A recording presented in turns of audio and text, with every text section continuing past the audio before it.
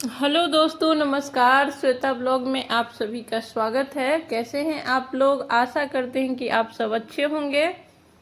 तो चलिए आज इस वीडियो में जानेंगे अष्टमी और नवमी का संपूर्ण नियम विधि। पूरे दिन हमें क्या क्या करना चाहिए, क्या क्या कार्य है जो अष्टमी नवमी को हमें ख़त्म कर लेना चाहिए, और माता रानी को कैसे पूजा करें, कन्या हमें किस दिन खिलाना चाहिए, खोंच किस दिन भरा जाता है। तो चलिए वीडियो को कंटिन्यू करते हैं। अष्टमी जो इस बार है 5 अप्रैल को पड़ रहा है और नवमी 6 अप्रैल को पड़ रहा है। अष्टमी का दिन रहेगा शनिवार और नवमी का दिन रहेगा रविवार। तो जो लोग पहला और अष्टमी का व्रत करते हैं वो लोग 5 अप्रैल को व्रत कर लेंगे। जो लोग खरना करके व्रत करते हैं उनका भी 5 अप्रैल का व्रत होगा अष्टमी का, और जो लोग नवमी का करते हैं वो 6 अप्रैल को करेंगे। तो अब चलिए जानते हैं कि अष्टमी के पूरे दिनचर्या हमारा कैसा होना चाहिए। तो सबसे पहले तो हमें सवेरे उठना है, ब्रह्म मुहूर्त में उठना है। ये अच्छा भी माना जाता है और अष्टमी को बहुत सारा नियम विधि, बहुत सारा पूजा पाठ, कन्या पूजन भी रहता है। तो इसके वजह से भी आपको जल्दी उठना चाहिए। सवेरे सवेरे उठ के जो आपका दिनचर्या होता है, घर का साफ सफाई वगैरह कर लीजिए। और सबसे पहले जो है माता रानी का प्रसाद बनाना चाहिए, हलवा पूरी और चने का। अगर अष्टमी को कन्या भोजन करवा रहे हैं तो, अगर अष्टमी को कन्या भोजन नहीं करवा रहे हैं, नवमी को करवा रहे हैं, तो फिर आप नारियल से बना हुआ प्रसाद माता को लगाइए भोग।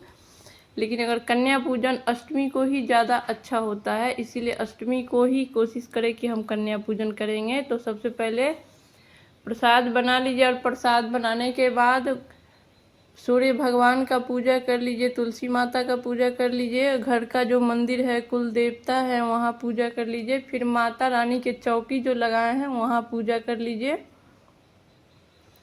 और वहाँ पूजा करने के बाद वहाँ पे फिर खोंच भी, आप अगर चौकी लगाए हैं तो पूजा कर लीजिए, और उसी समय आप खोंच भी भर सकते हैं। घर में भी हवन कर लीजिए जो डेली करते हैं। तो नवमी वाला हवन जो है वो नवमी को होगा, लेकिन अष्टमी को अगर डेली करते हैं तो हवन कर लीजिए।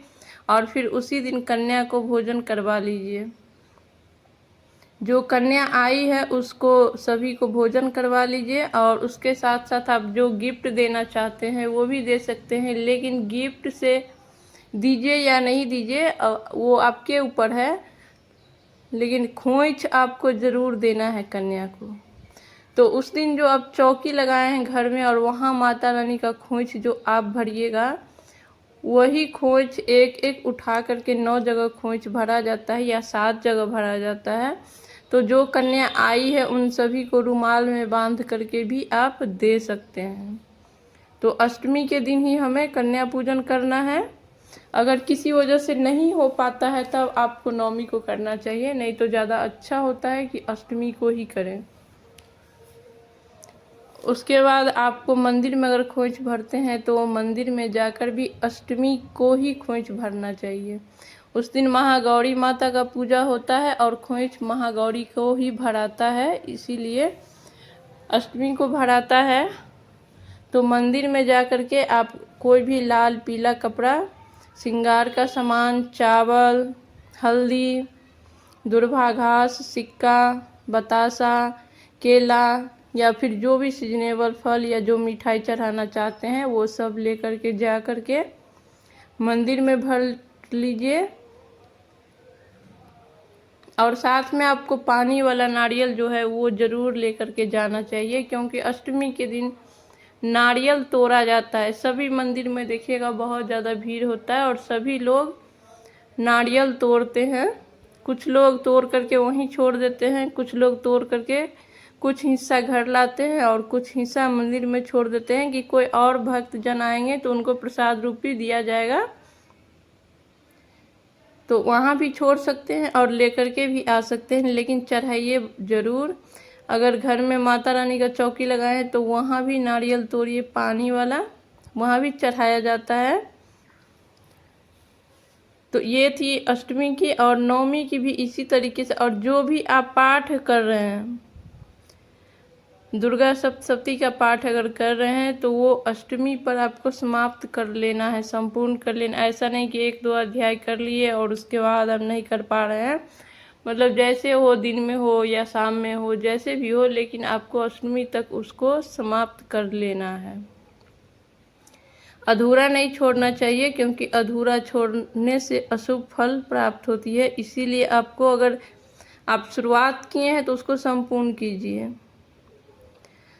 तो उस दिन आपको दुर्गा सप्तशती का पाठ कर रहे हैं या जो भी आप मंत्र उच्चारण कर रहे हैं या संकल्प आप जो किए हैं कि हम इतना मंत्र उच्चारण करेंगे, ये करेंगे, वो सब आपको अष्टमी को पूरा कर लेना चाहिए। फिर नवमी का, जो लोग अष्टमी को व्रत करेंगे वो नवमी को पारण कर लेंगे। जो पहला दिन और अष्टमी के दिन व्रत करते हैं वो नवमी को पारण कर लेंगे। जो लोग सिर्फ नवमी का व्रत करते हैं वो लोग दशमी को पारण करेंगे। और जो लोग पूरे नवरात्रि व्रत करते हैं उनको दशमी को पारण करना होता है, क्योंकि नवरात्रि का मतलब होता है कि 9 रात्रि, जैसे नाम में ही है कि 9 रात्रि गुजरने के बाद ही व्रत जो है संपूर्ण माना जाएगा। अब जिन लोगों को कन्या नहीं मिल रही है वो लोग क्या करेंगे? वो लोग जो है ना, या तो आप शुरू पहले नवरात्रि से ऐसा भी कर सकते हैं कि एक कन्या जो होगी अगल बगल, एक ही को डेली निमंत्रण दीजिए, या पूरे नवरात्रि के लिए निमंत्रण दे दीजिए, उसी को डेली पूजा के बाद खाना खिलाइए। ऐसा भी होता है। दूसरा होता है कि कन्या नहीं मिल रही है तो 9 कन्या नवरात्रि में कन्या भोजन पे आप जितना खर्च करने वाले हैं, जितना पैसा आपका जो टारगेट है कि इतना हमको खर्च करना है या इतना हम कर पाएंगे, उतना आप किसी मंदिर में जा कर के कन्या के नाम पे दान कर दीजिए, तो ये भी हो जाएगा कन्या पूजन। तीसरा होता है कि पैकेट बना लीजिए, जो पूरी हलवा और चने का प्रसाद आपने बनाया है उसका पैकेट बना लीजिए, और जहां आपको कन्या मिल जाती है उसके साथ दक्षिणा रख करके वहां आप कन्या को दे सकते हैं, या फिर मंदिर में लेके चले जाइए, वहां जो कन्या आती है उसको आप दे सकते हैं प्रसाद और साथ में दक्षिणा।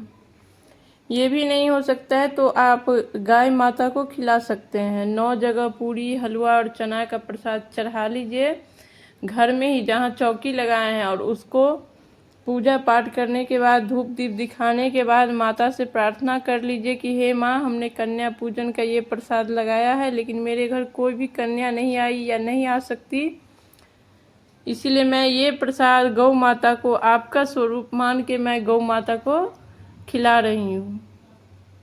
और वो सारा प्रसाद आप उठा करके गौ माता को भी खिला सकते हैं, तो भी कन्या पूजन हो जाएगा। आपको तीनों में से जो आसान लगे वो कर सकते हैं, तीनों में से। उसके बाद जो है दशमी को हमें ज्वार को काटना होता है, दुर्गा माता का विसर्जन जो करते हैं, और जो कलश है उसको हटाइए, उसके ऊपर जो नारियल है, कुछ लोग के वहाँ जो हवन होती है नवमी को, उसी हवन में वो नारियल को चढ़ाया जाता है, आहुति दे दिया जाता है। कुछ लोग के यहाँ प्रसाद तोड़ करके प्रसाद रूपी घर में वितरण किया जाता है। तो आपके यहाँ जैसा होता है वैसा कर लीजिए। जो सुहाग का सामान चढ़ाते हैं वो आपसे कोई छोटी है या बड़ी है, जो भी सुहागिन महिला है उसको भी दे दीजिए और खुद भी रख लीजिए।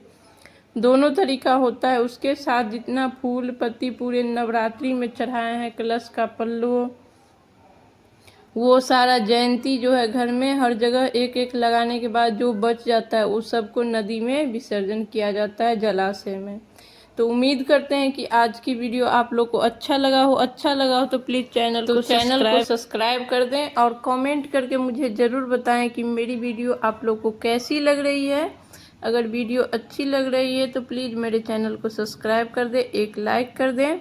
तो आज का वीडियो यहीं पे समाप्त कर रहे हैं, फिर मिलेंगे किसी नए वीडियो के साथ। तब तक के लिए नमस्कार, और वीडियो देखने के लिए बहुत बहुत बहुत धन्यवाद, और महाअष्टमी की ढेर सारा शुभकामना आप सभी को।